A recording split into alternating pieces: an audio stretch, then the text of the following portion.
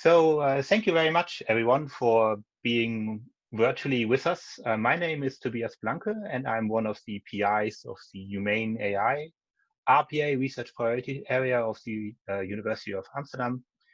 It's a place to meet up if you are interested in human-centered AI questions. And we have started recently this idea of humane conversations, as we call it, about AI. So in the virtual life that we all live now during COVID, we give you a kind of informal space. It's not very heavy presentations, but a conversational space where we will start with a short introduction by our speaker, and then there will be lots of time for you to ask questions. Now, I should tell you that this meeting is recorded, as you've seen, but it's actually more or less only affects our speaker today and myself, because I can't see the rest of you. So just as a warning, if you post questions later on, they might be seen too. We had up to now 2 conversations. The first one, this is the 3rd one in the series, where I'm very happy to introduce today Professor Thomas Poell. So Thomas is Professor of Data, Culture, and Institutions at the University of Amsterdam.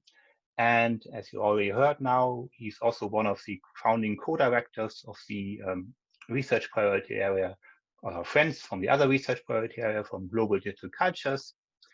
Now, Thomas has an impressive amount of work and is really internationally known for his work on platforms. And I looked a little bit more at his work today, and I was particularly impressed of the kind of international range of work that he's done in this field.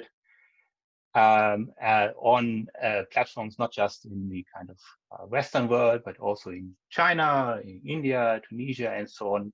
And he's particularly interested in the kind of power relations that come from these platforms. Very well known is, of course, also his book that came recently out with Oxford University Press in 2018 on platform society. If you haven't read that yet, I think it's a very good recommendation as a kind of Christmas reading. And I think from what I understand from your website, Thomas, you're currently busy writing another book, yet another book in 2021 that will come out on platforms and culture productions. So again, very welcome to all of you. This is the 3rd conversation. The first one we had with Max Welling. The second one was with Beate Rösler, and we will have a couple of more in the next year. And if you're interested in them, please check our website. That somebody already posted on our in the chat box. And now, without further ado, I hand over to Thomas. Please, Thomas. Yeah, well, thank you very much, Tobias, for the nice introduction. It's nice that you also had a look at my work today, which is a great compliment. Thank you. I do that every day, Thomas, every day. Good, wow. And it's also, well, thank you for the invitation to present sort of work we're currently doing within the area of Humane AI, also supported by the research priority area through a seed fund, which is a grant which is really nice to do sort of more experimental research, which I will tell you now a little bit about. But hopefully, we'll also get to that in the Q&A. So let me just share my screen. I have made a short presentation, which I'll take you through, and then we can continue from there. So let's see. This is yes, here we are. Can you see it? Yes. Okay. So this is the title of the project: AI-driven virtual assistants as platforms, on which I've been working with 2 colleagues and some really talented research master students over the past year, and has also been supported by the research priority area. And it's really, to me, a nice example of the strength of interdisciplinary research, which hopefully we can also talk a little bit about during the next hour. Oh, let's see. I need to. Okay, now it moves. So in this project, then we're focusing on artificial intelligence-driven virtual assistants, which have been, as you know, on the rise since 2011, when Siri by Apple was first launched on the iPhone and has subsequently been joined by Alexa of Amazon and the Google Assistant. So worldwide, these virtual assistants are projected to grow from 2019 of about 3.2 billion assistants in use to 8 billion in 2023. And they're obviously operated by the world's largest tech companies, so Apple, Google, Microsoft also, and Amazon. They come pre-installed on recent smartphones, but they also run on a wide variety of devices, so smart speakers, smart home hubs, smart watches. And well, if you think about what these assistants then mean in terms of our interactions with computational devices, you can understand them as a move from the graphical user interface and touchscreens to basically AI powered conversational user interfaces. So really different way of interacting with computational devices. And in the marketing and promotional materials that are provided by the companies that develop them, they frame them as a way to interact more intuitively with computational devices, mimicking human language and reasoning capabilities. So here you can see a representation of the Google Smart Home with the Google Assistant at its center. So our project especially focused on the Google Assistant. So the Assistant allows then a broad range of device manufacturers and content and service providers, from news organizations to banks to food delivery platforms, music sharing platforms, to reach end users.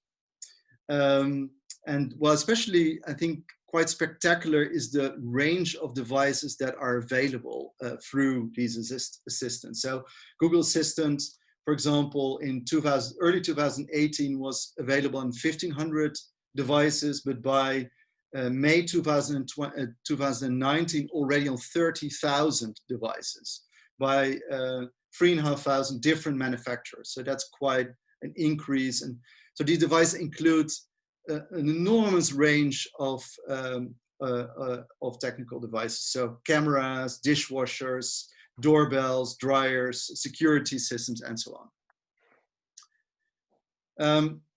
So these assistants are then promoted by these companies as enabling sort of infinite possibilities. So on the Google search page for the assistant, they claim to support over 1 million actions. So the actions are those things that you can perform through the assistant, like listening to music or checking your security system or getting a recipe or playing some music, etc. The Google Assistant is also offered in a variety of languages. It was also rapidly growing. So in early 2020, it was claimed that it could interpret about 44 languages, including Dutch. Another kind of characteristic element of the presentation of these assistants is that they're often sort of associated almost with magic. So here Siri is said to not only be able to do more than ever, but also even before you ask. As well, other researchers have pointed out that this is an essential element of the ways in which artificial intelligence systems more generally are publicly presented, which obviously also sort of obscures other more fundamental concerns that plague these systems in terms of privacy, discrimination, and monopolization. So at the back end of these assistants, a variety of techniques are employed to enable the interaction between the user and the assistant, which is obviously not magic at all. So here's a quite simple representation of what happens in the case of the Google Assistant. So the assistants all work with a wake word detector running on the device to listen for a user using a particular word, like OK Google or Siri, to then wake up and activate the assistant. And subsequently, the so-called invocation phrase by the user is transformed into text through an automated speech recognition, ASR. Then through natural language processing and machine learning techniques, it is determined what the structure and the meaning of the invocation phrase are, what you're actually asking of the assistant, which is then used to predict what the user's intentions are, and then allowing for matching with a particular action, which is also sometimes called skill or shortcut. The action, then, for example, telling the time or putting on some music or lights, are then executed and communicated back to the user through natural language generation. So from a technical perspective, you could say that assistants are basically a pipeline of different software components, including then also artificial intelligence techniques. So if we then look at current research, so there's a lot of research obviously on the technical side of virtual assistants, so natural language processing and machine learning. And there's also research on the usage and perception of these assistants. So these then are especially concerned with the technical development of assistants and the uptake of these assistants. So what we try to do then in this project, which I'm working on with my colleagues, is to think about the assistants in a broader context of socioeconomic and interactions, and also to understand how these assistants should be perceived as legal entities. So we ask how these assistants are developed by major companies and how they organize the relations between end users and a wide variety of third parties. So those that deliver content services or connect devices to the assistant. So we're building then on research by a variety of colleagues that have looked into from a more critical societal perspective into the development of AI and algorithmic systems. So this builds on, well, Toby has already mentioned these two books, builds on work I've been doing on platforms and with the Platform Society, and a new book which I'm currently finishing on platforms and cultural production, in which we then understand platforms as those that organize the relationships between end users and what you could call complementers of third parties.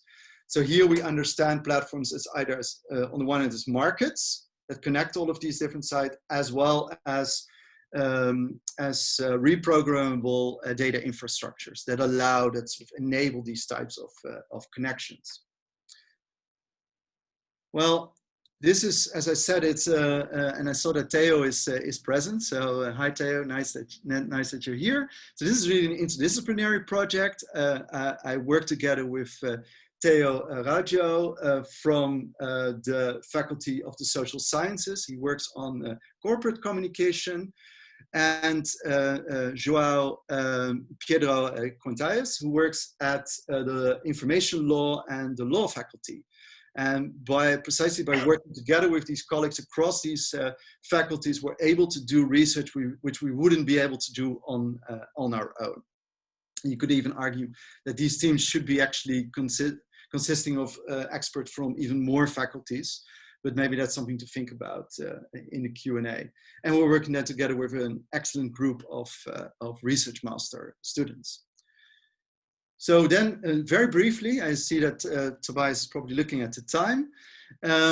We are developing a number of research projects with this group, and the first one is a project I'm doing with Theo and João, which is a more conceptual paper in which we try to think about virtual assistants as platforms, so building on the research I've done before.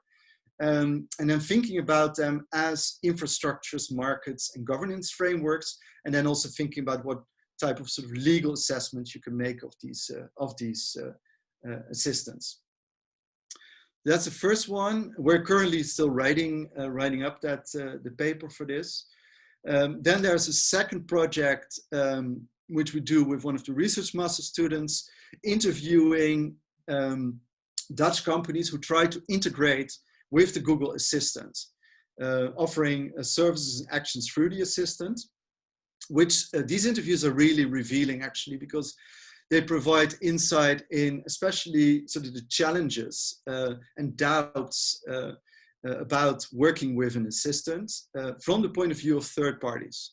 So this is not at all uncomplicated, and well, we can talk about that in a moment. Then a third project looks at the positioning of the Google Assistant through the press releases by Google, which shows that the Google is really trying to insert the assistant in a variety of different contexts. So personal use, but also the family room, the car, as a center for entertainment, etc. A fourth project looks at the developer side of the assistant. So how do third parties develop or are assistant actually in developing actions for the assistant by building on developer documentation, application programming interfaces, and software development kits that then allow these third parties to offer their services through the assistant. And then finally, we look at the aesthetics of the assistant. So how is it aesthetically being developed and presented to end users? And how is Google trying to make the assistant attractive to be used in really intimate personal settings? So I think that aspect of using an assistant is quite fascinating to us, and how that's made acceptable, palatable, and what that then potentially also obscures. That's it for now. So quite a few projects which are all underway, and we have written up like first versions of these projects in terms of research papers, which are hopefully coming out in the coming year. Thank you so much, Thomas. That was really very interesting. Also great to see that so much work comes out of what are in the end quite small projects that we can fund. So I'm now taking chair's privilege and will ask you first a couple of questions. But can I encourage the audience maybe already to start posting your questions in the chat box, please, so that we can then continue directly afterwards.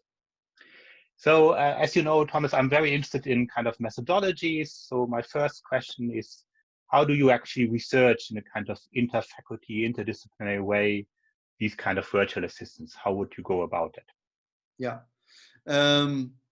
So, I mean, interdisciplinary research is obviously really important for looking at these kinds of sort of technical developments. So this applies to the research priority Humane AI, but also to the other one I'm involved in on global digital cultures. It's obviously these developments are on the one hand technical, evidently. So computer scientists have often been working on these techniques already for decades, so long preceding sort of the interest from the social sciences and humanities. So on the one hand, it is important to have the collaboration with sort of the technical sciences, but at the same time, I would say that using, for example, a virtual assistant has so many different components. On the one hand, as I said, statics, for example, and the way it's publicly presented, but also the user side of it, as well as the legal implications of these assistants as they intervene in all of these different spheres of life. So looking at these developments, I've discovered that my expertise is just too limited, right? So I have too limited technical expertise, too limited legal expertise, also too limited knowledge of sort of the researching users' interactions with these assistants. So for all of those elements of using, for example, the development of virtual assistants or any of the other platforms I've been looking at, you really need this kind of interdisciplinary collaboration. So that's maybe the first thing to note. And then the second thing is so the downside of this. which is that it's not always that easy, right? So we each have developed our research in, well, our various disciplines, and we each speak our own languages. And use our own sort of conceptual language. And that takes time to sort of make those collaborations work, because we often don't understand the particular problems in the same way. So we don't even, we need to make sure that we're actually speaking about the same thing. So a lot of these projects actually involve quite a lot of, or require quite a lot of time to be able to communicate with each other. But once you're there, I think it's especially a matter of developing a conceptual framework, as we've been trying to do with this notion of platform and platformization, that allows these different disciplines to speak to each other. So, well, one way I've been trying to do this is to think about, for example, the virtual assistant as a market, right, that allows for sort of economic exchange, but also as a technical infrastructure that revolves around data collection, processing of data, personalized recommendations, and that incorporates all of these computational techniques, as well as a governance framework that is governing what users do and third parties do, but also that needs to be governed, right? That requires sort of a legal framework to be governed in. So I think we're now at a stage that, yes, we realize that these various disciplines need to work together, but we also need to develop a framework that allows them to do so. I think without such a framework, it's just really difficult, because we do speak sort of different languages. Perfect. I see our first question coming in, but maybe I'll continue first with quickly a follow-on question to this one, because you talked about the whole range of perspectives that you have. I was particularly interested in the economic importance, so to say. Where do you see this is going? Is this really now a big breakthrough? I mean, they're also now been around for a while, the virtual assistants, and have they really made a big impact? Yeah, so that's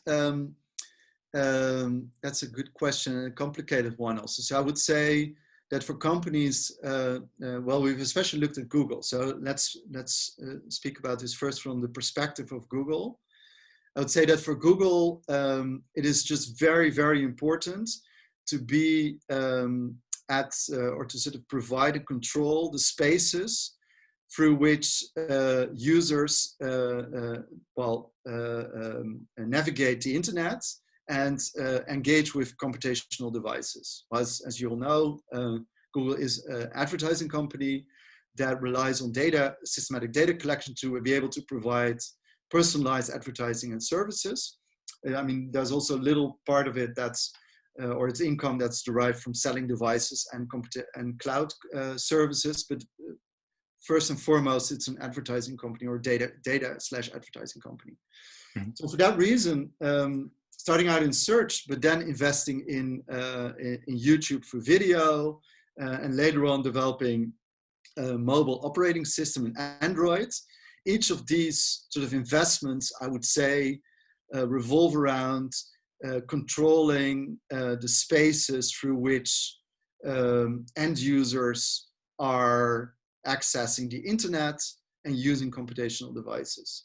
And the same thing then, I think, applies also to the development of virtual assistants as an interface to computational devices, which they need to be one of the leading companies in to secure their business model for the decades to come. So I think that's the first point to be made. So the second one, I would say it is important because if this takes off, which is still somewhat of a question, if this takes off, if this becomes a really important interface to all sorts of content and devices and services, then all of these third parties, so banks, music services, food delivery, and so on, they also need to be able to offer those services through these assistants. So in that sense, I think a lot of other companies are also looking at these assistants as one of the ways in which they will need to be able to reach end users. So that's therefore we did these interviews to gain some insights into that. So in that sense, I see that it's potentially a really impactful economic development, but whether it will actually take off in all of these different ways, that is somewhat still of a question, and has a lot to do with the difficulty, especially I think, of third parties to use these assistants effectively to reach end users. Great, thank you. So I have a couple of more questions, but maybe I continue first with our first audience question by Sylvia. So she found it very interesting, your presentation. What do you think of the draft law in Germany considering virtual assistants as mere NLI? I don't really know what NLI stands for. Do you know what Sylvia, can you post what NLI stands for? Natural language something?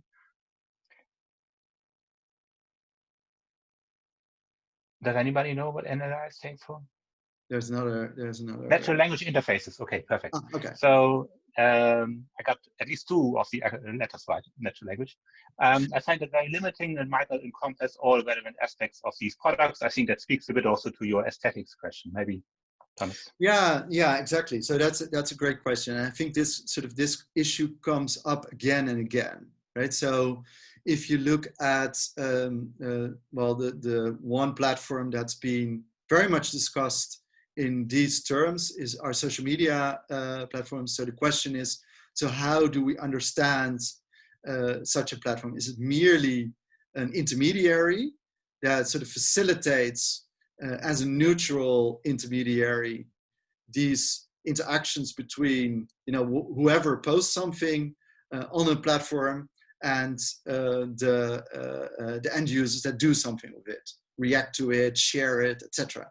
And obviously some of the content that's being shared is very problematic and poses all sorts of questions around liability, right? So and the question, so who is liable and so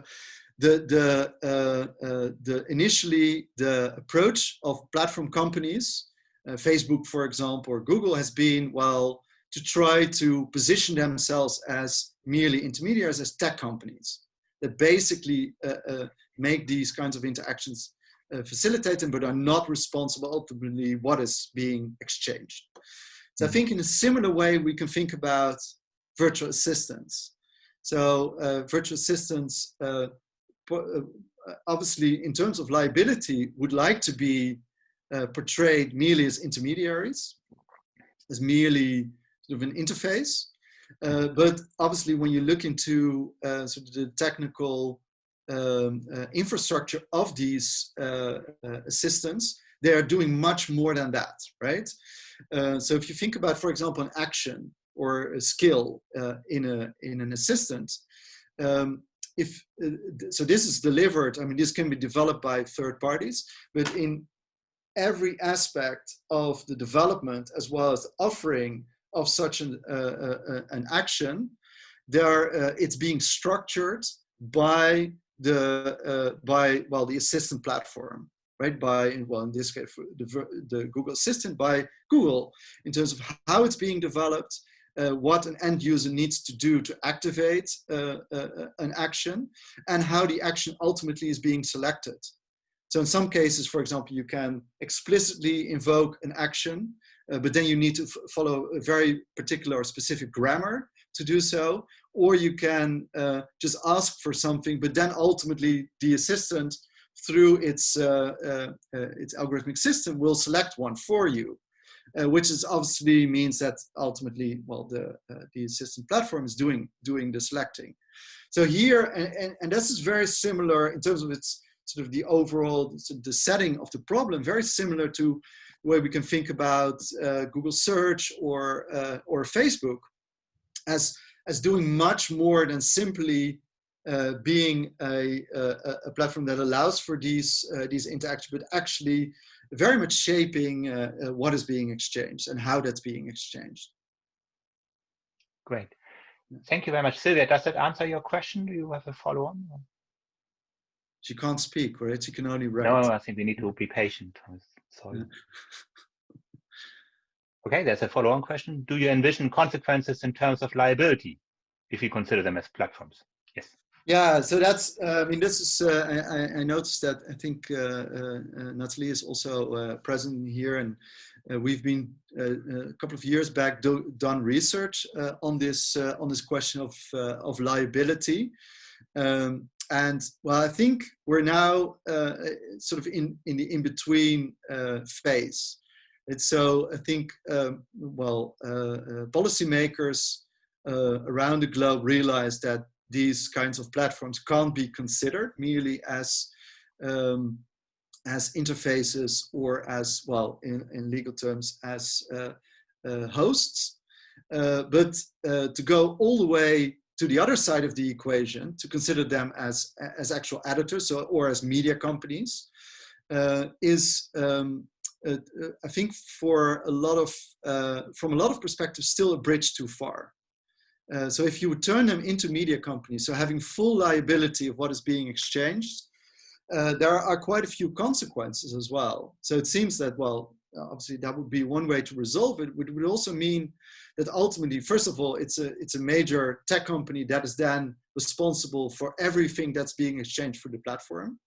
So in the case of the Google Assistant, we can think about, well, users worldwide that do all sorts of things through the assistant, which would then mean that Google is ultimately responsible.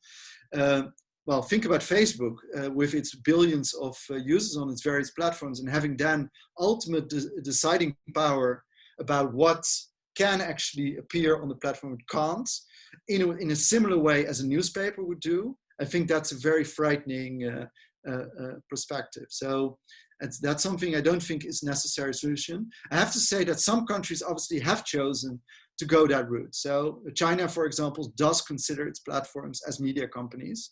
And that also then means that these companies are very, very heavily editing the exchanges on their platforms, as in a similar way as newspapers or television channels would do. But that means a very deep intervention into forms of public communication, which I think we might want to organize slightly differently. So we developed a proposal for that, which I think is still being discussed. Thank you.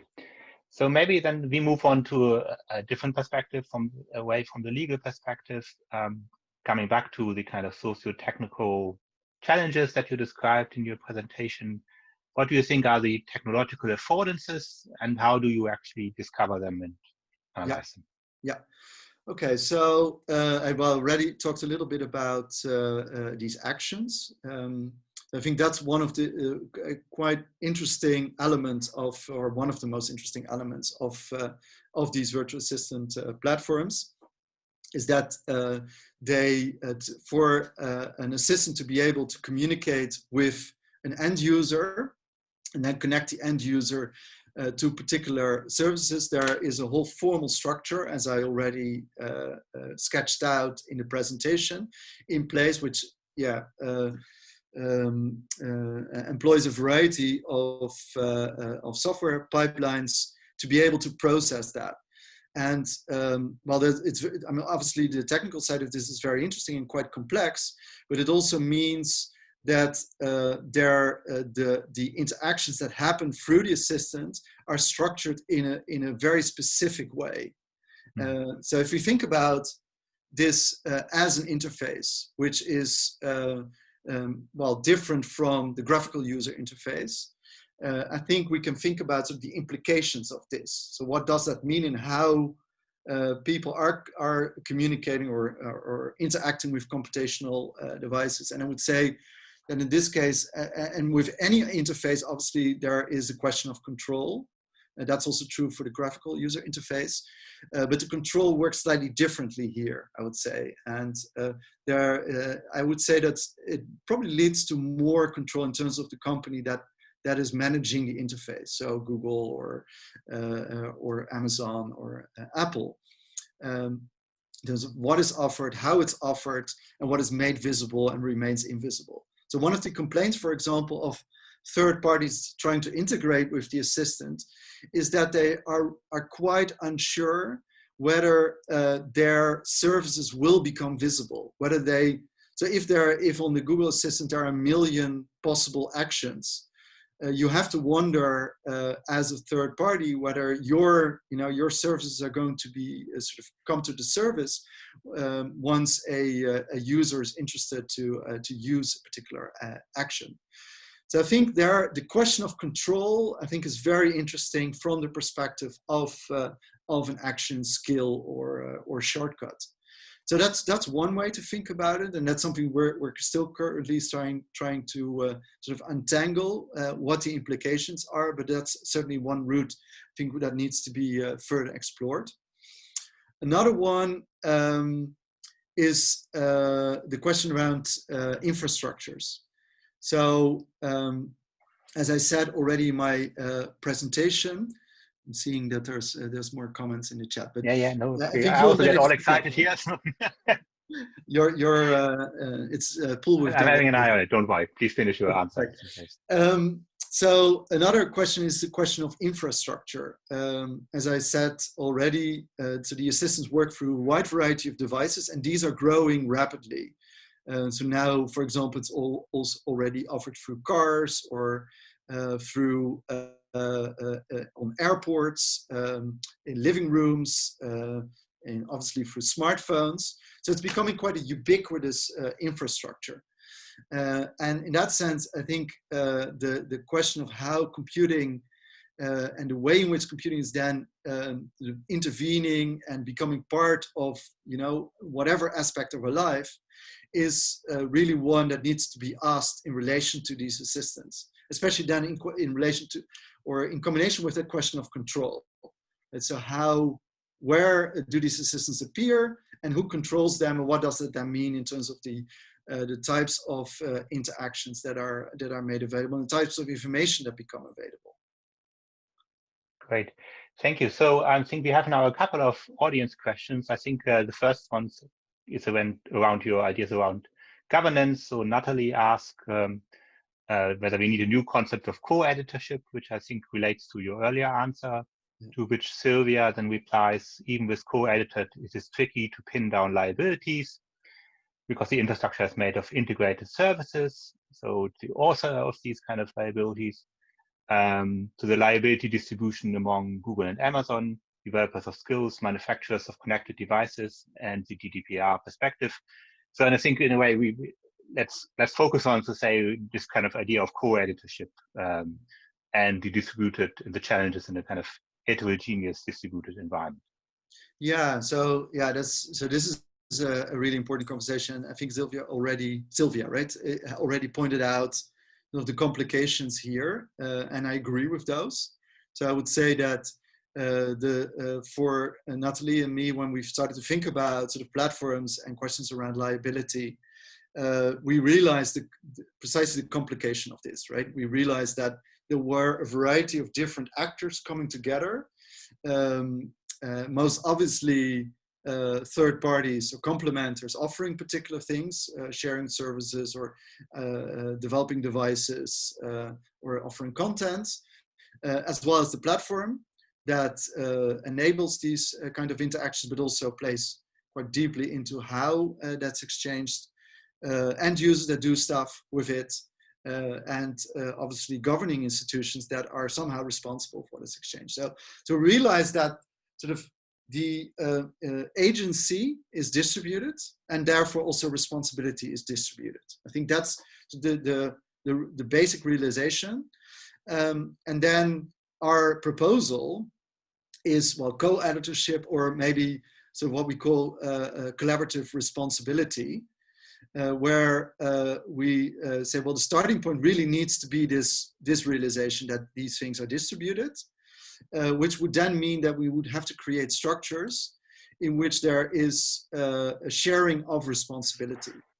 So that first off means that in these situations, often platforms need to enable or sort of empower these other types of actors to be able in the first place to participate in taking responsibility.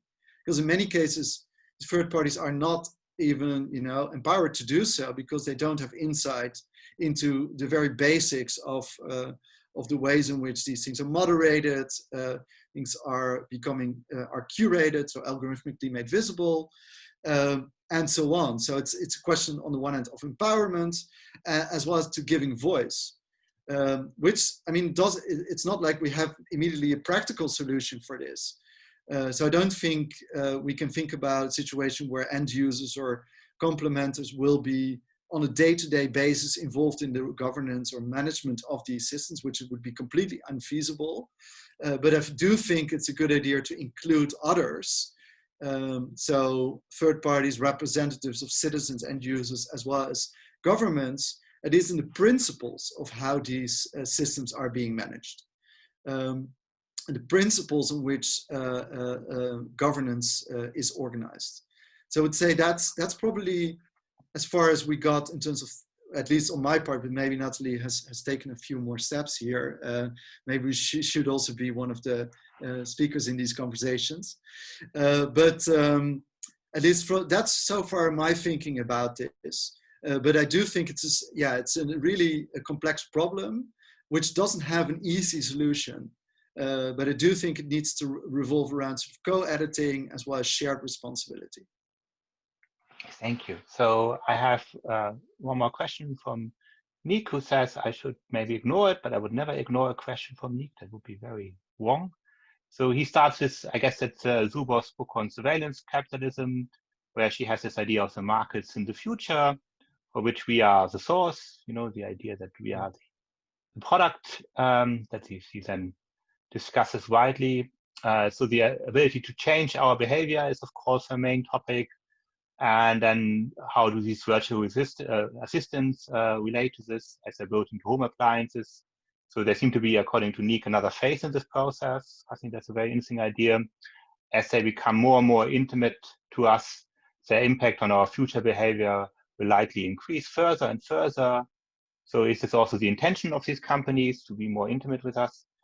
If so, do you see a way for companies like Google and so on not to go in that direction and still have a viable business model for these virtual assistants?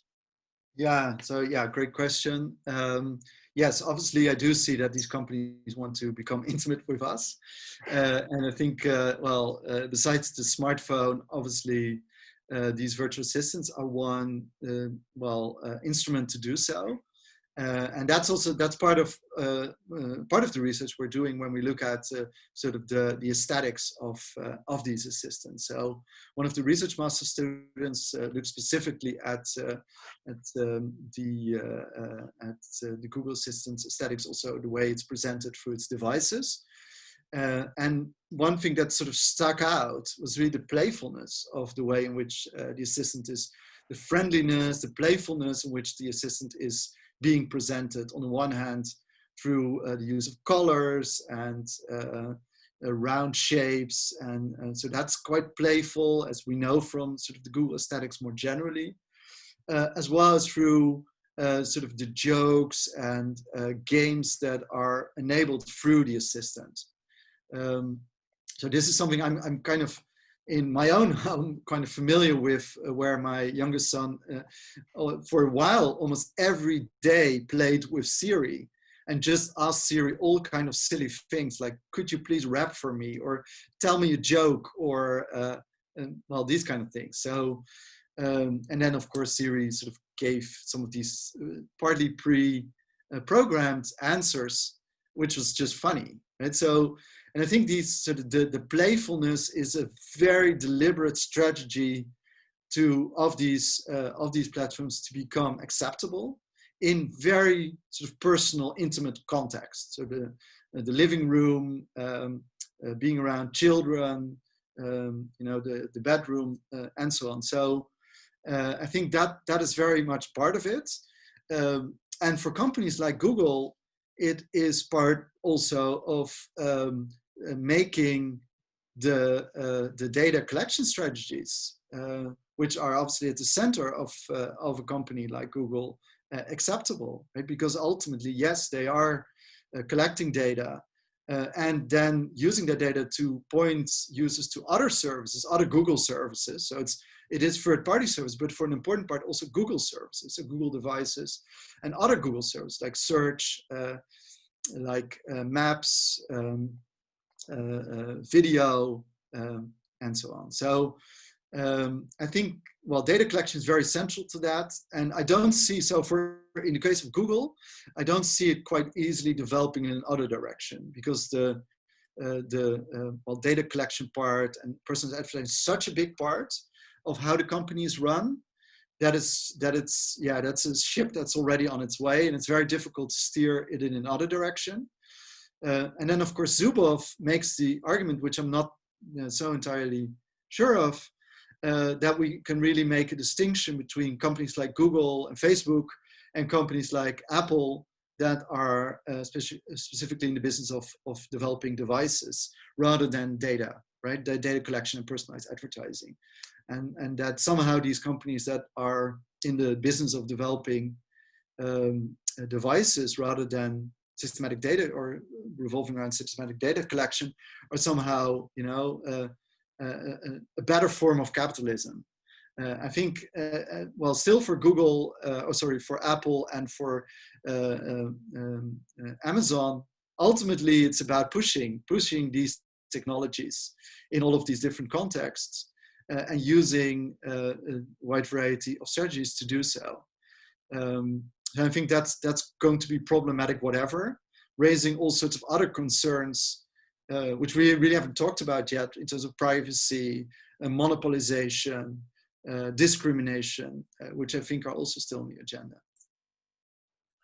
Great, thank you. Can I quickly ask them to say, so from what I understood from Nick's second part, do you think is this then a continuation of more, are devices more, if I now make that distinction that you just did, between Apple, the ecosystem, the kind of hardware, software combination idea of making money compared with we are the product, or at least we are produced as a product through this. So where would you fit the virtual assistants? Are they more following the kind of idea of an Apple model? Because of course Google, for instance, is also doing that with the kind of Android operating system and so forth. Or does it fit more into the kind of idea of collecting ever more data, or is it both? Yeah. I mean, I think there's a difference between these assistants, right? So if you look at Google Assistant, it's very much developed to allow users to be then connected with other services, right? Mm-hmm. Either Google services or third-party services. And that's been sort of the overall strategy from the start. And for that reason, Google is also slowly becoming more dominant, I would say, in that space, because it is, for many users, so useful because it is actually connecting to all of these other services. And then also Google is collecting all of the data to be able to make those connections. So there, I would say that the platform model is very applicable. Right, so it's this idea that it revolves around markets, infrastructure, data collection, and also connecting also to advertisers. Then ultimately, maybe not on the assistant itself, but then on other services. But then the other model, Siri, to my knowledge, is not as sort of interconnected with. It is obviously interconnected with other Apple devices, but not so much with all of these other third parties. So there, I think the strategy sort of shows itself in the way the assistant is being developed. Mm-hmm. So for Siri, the main thing is to make the Apple ecosystem more sort of more effective and more enjoyable, and sort of being an integrated part of the Apple ecosystem. And for the main reason, to be able to sell devices, whatever devices they're. Smart watches or laptops or iPads, whatever, smart speakers. So there are just differences between these companies and also these assistants, and they show, I think, the business models are reflected in how the assistants are being developed. So, and there's not yet to say clear. You said earlier that you think Google will have more success with this, or do you think there will be in parallel? At the moment, it's quite even. I think okay. It depends where you look, right? So if you look at, I think, mobile phones, if you take those as the main, that's still where Apple is leading, with Google quite closely following. But if you look at the smart speakers, for a while, I think Amazon was leading. So I would say those three are sort of on even track, and then Microsoft has integrated it more with its software suite. Great. So we have a time for maybe one more question from the audience, if there is another question.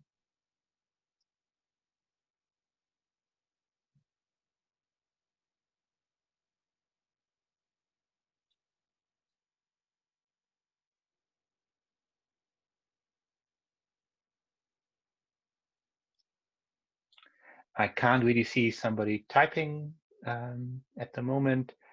So then all I have left to do is to thank our wonderful Humane AI conservationist is probably not the right word. Sorry, it's getting a bit late in the year. Thomas Poell and his wonderful expertise in the field that is, I think, affecting all of us, also for showing that Humane AI money is well invested into all the bottom-up research that we can create. And I hope you all join me in doing a virtual applause for Thomas. As I said at the beginning, this was the third conversation that we had around Humane AI, and we will have more. The program for next year is not yet out there, but you in the chat you found a link to our website, and the program will be published as soon as possible. And otherwise, I hope you all have a relaxing final 2 weeks of what have been an exhausting year in many ways. And then I wish you all a happy holiday.